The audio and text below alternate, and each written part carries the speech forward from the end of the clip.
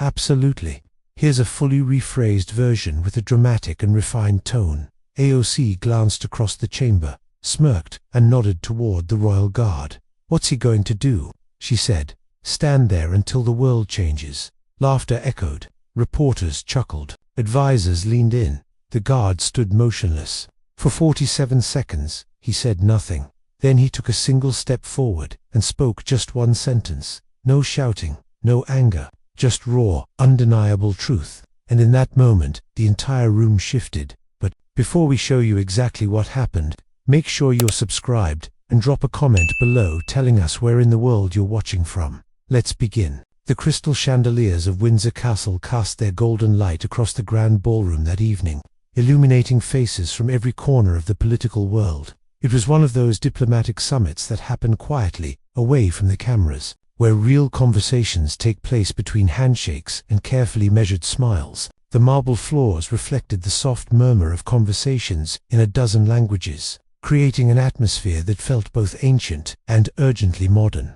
Near the entrance, standing with a kind of stillness that only comes from years of training, was Lance Corporal Alistair Quinn. His red tunic was immaculate, his bearskin hat positioned with mathematical precision, and his hands rested on his rifle in a grip that had become as natural as breathing. To most of the guests, he was simply part of the scenery, another piece of British pageantry, decorative and silent. But Alistair Quinn was anything but decorative.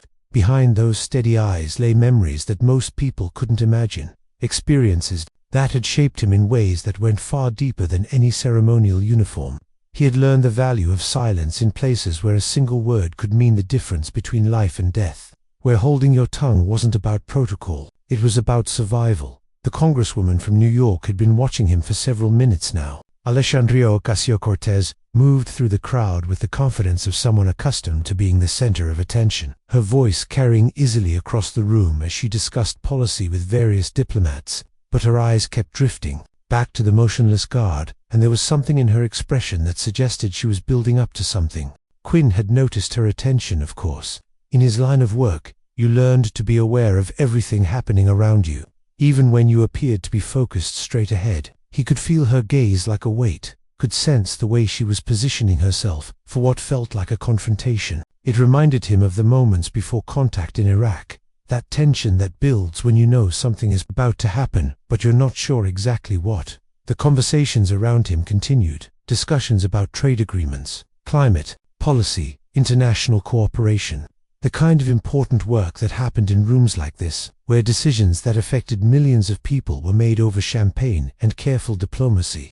Quinn respected that work, understood its importance, but he also understood his role in it. He was there to provide security, to be a visible symbol of British military tradition, and to do both jobs without interfering in the proceedings. AOC was moving closer now, her heels clicking on the marble with increasing purpose. She had finished her conversation with the German trade minister and was making her way across the room with the kind of deliberate movement that suggested she had made up her mind about something. Quinn remained perfectly still, his breathing steady, his posture unchanged.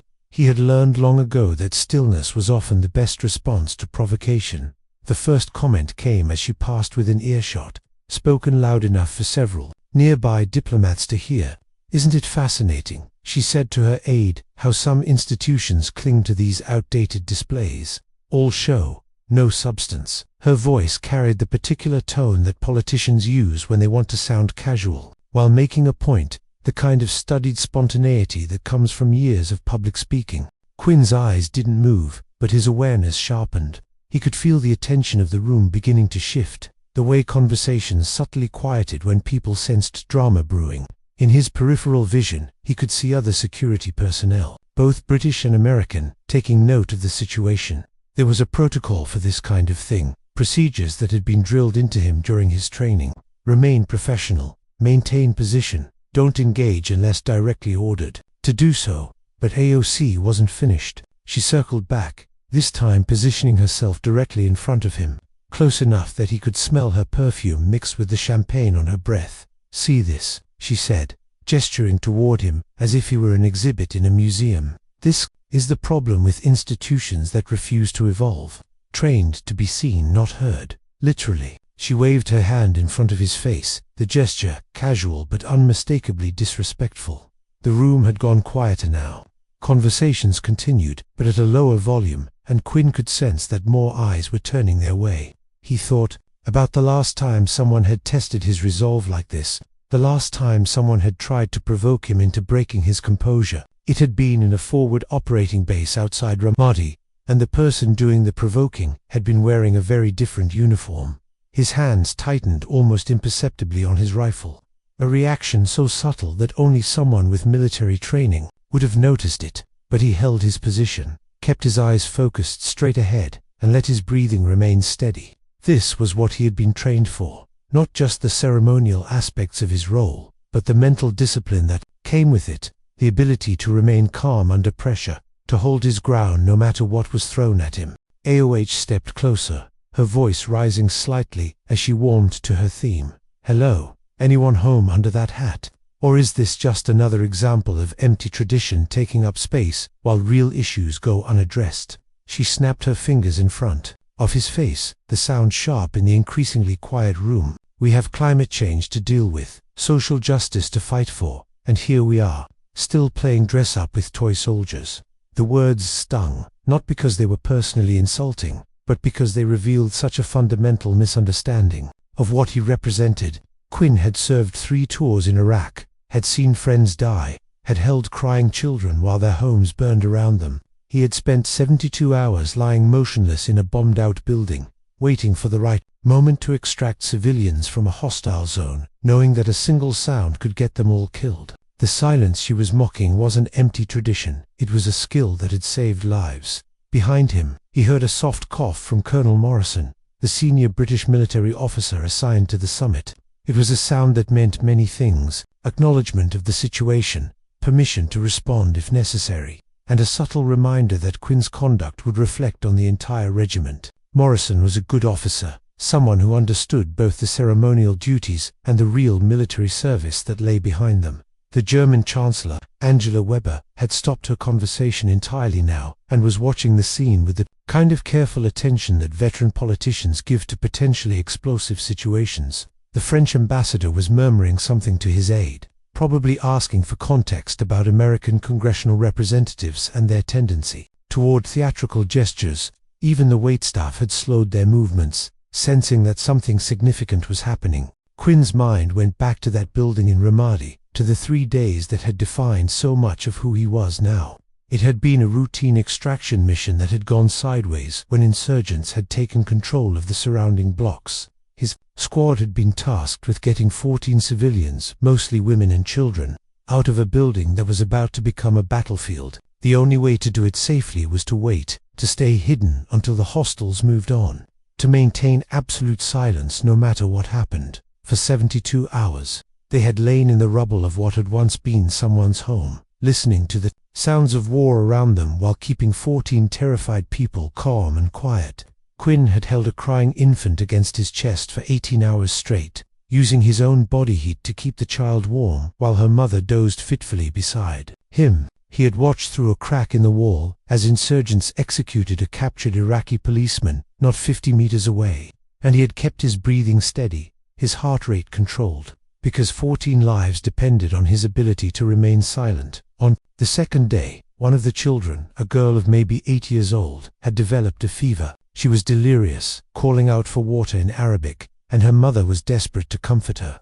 Quinn had taken off his own jacket and wrapped it around the child, then spent the next 6 hours keeping her calm with nothing but gentle pressure and steady breathing, knowing that any sound could bring death to all of them. The memory was so vivid that he could still smell the dust and cordite, could still feel the weight of that child in his arms. That little girl was probably 16 now, living somewhere safe because he and his squad had known the value of silence. The discipline that AOC was mocking had literally saved her life. "Seriously," AOC continued, her voice now loud enough that conversations throughout the room had stopped entirely. "In the 21st century, we're still doing this pantomime, standing around in costumes, pretending that silent obedience is somehow admirable." She gestured broadly to encompass not just Quinn, but the entire tradition he represented. "This is exactly the kind of performative nonsense that distracts from real issues. While we're playing dress-up, People are dying from lack of health care, students are drowning in debt, and the planet is literally burning. The irony was thick enough to cut. Here she was, performing for an audience of international diplomats, using his silence as a prop in her own political theater, while criticizing the very concept of performative behavior. Quinn could see the calculation in her movements, the way she was positioning herself for maximum visual impact, making sure that anyone recording this moment would get her best angle. But he could also see something else, the genuine frustration behind her performance. She wasn't entirely wrong about some of the issues she mentioned, and her passion, however misdirected in this moment, came from a real place that made this harder, not easier. It would have been simple to dismiss her if she had been entirely wrong, but the world was more complicated than that. Colonel Morrison coughed again, this time with a slightly different inflection. Quinn recognized the sound. It was permission to respond if directly addressed, but only if absolutely necessary. The colonel understood the delicate balance at play here. This was a diplomatic event, and any response would need to be measured, professional, and mindful of the larger relationships at stake. The room was now completely silent, except for the soft background music that still played from hidden speakers. Even the waitstaff had stopped moving, standing frozen with their trays as they watched this unlikely confrontation between American politics and British military tradition. The moment had taken on a weight that went far beyond the individuals involved. It had become a clash between different worldviews, different understandings of service and sacrifice. AOC took another step closer, now standing directly in Quinn's line of sight, forcing him to look at her if he chose to break his stance. "I'm talking to you," she said, her voice sharp with frustration at his continued silence. "Are you even listening, or are you just another mindless cog in a machine that's outlived its purpose?" She snapped her fingers again, this time right in front of his nose. "Wake up. The world is changing whether you acknowledge it or not." That's when Quinn made his decision. Not because he was angry. Anger was a luxury he had learned to set aside long ago. Not because he felt personally insulted. His sense of self-worth didn't depend on the opinions of politicians. He decided to speak because, in that moment, silence would have been the wrong choice. Sometimes the most powerful thing you can do is remain quiet. But sometimes, just sometimes, breaking that silence serves a greater purpose. He could see the little girl from Ramadi in his mind's eye, watching this moment from wherever she was now. He could see his fallen comrades, the ones who had died believing in something larger than themselves. He could see the other veterans who would watch this interaction and wonder if their service had meant anything at all. And he could see the young soldiers who were still learning what it meant to serve, who needed to understand that military discipline wasn't about blind obedience. It was about choosing when to act and when to wait, when to speak and when to listen. Colonel Third cough was barely audible, but Quinn heard it clearly. It was the sound of a superior officer recognizing that his subordinate was about to make a choice, and trusting him to make the right one. Morrison had served in Northern Ireland, had his own memories of moments when silence was the difference between life and death. He understood what Quinn was feeling, what Quinn was remembering. The weight of the room's attention pressed down like a physical thing. Quinn could feel every eye on him, could sense the phones that were probably already recording, could imagine the headlines that would be written, regardless of what he said or didn't say, in the next few seconds. When Quinn finally spoke, his voice was quiet, but it carried across the silent room like a gunshot. The words came from a place deeper than training, deeper than protocol, deeper than any instruction manual or ceremonial guideline. They came from the part of him that had been forged in the crucible of real service, real sacrifice, real understanding of what it meant to put something larger than yourself first. "Ma'am," he said, his eyes still focused straight ahead, his posture unchanged. "In Ramadi, my squad stayed silent for 72 hours waiting to extract civilians. Every word risked lives. So yes, I know the value of silence. Do you?" The words hung in the air like smoke from a distant fire, carrying with them the weight of memory, of experience, of a kind of knowledge that can't be learned from books or speeches or political campaigns. They were simple words, only 12 of them, but they contained multitudes. They contained 3 days of lying motionless while death walked past the window. They contained the weight of a crying child held against his chest. They contained the faces of friends who hadn't made it home. AOC's mouth opened, then closed again. For perhaps the first time in her political career, she found herself genuinely speechless.